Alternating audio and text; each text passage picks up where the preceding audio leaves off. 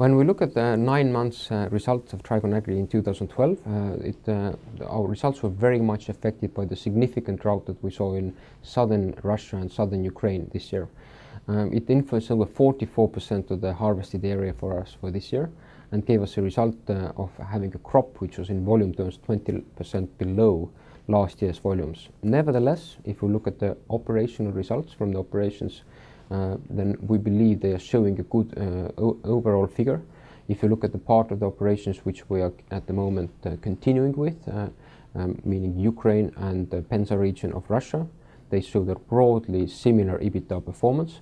The loss-making areas, however, which we had a sort of trouble cases with, primarily southern Russia, we are now swapping out as part of the land transaction which we have recently concluded.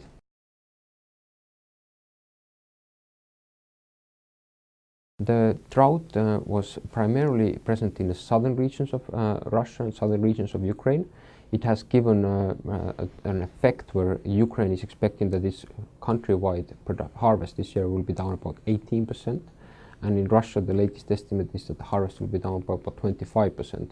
But if you look from region to region, the southern regions in many cases saw no harvest at all because the drought was so severe that almost all of the crops perished in the fields. Nevertheless, neither Russia nor Ukraine have at the moment put in any restrictions. There was a lot of rumors about them coming up with something, but so far they have not restricted their exports. And this is, I believe, a good sign because it shows that both countries want to remain as significant players in the global exports of grains. And I think they don't want to lose in any way their reputation, as they want to over time become a larger and larger export markets.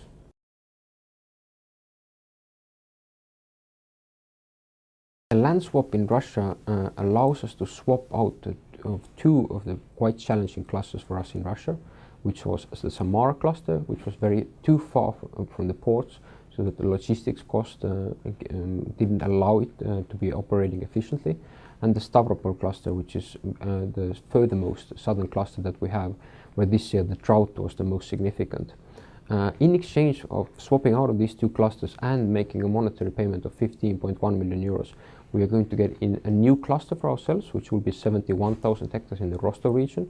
Rostov region is by weather patterns relatively similar to what we have seen in Kharkov, where we have seen very good operational results over the last several years.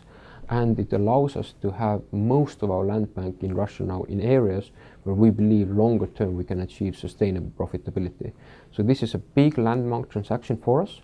It handles and improves our land bank in terms of moving it away from difficult areas where it has been hard for us to make money, and it gets us into areas where we believe we can have substantially profitable operations over time, which of course overall should translate into much better operating results.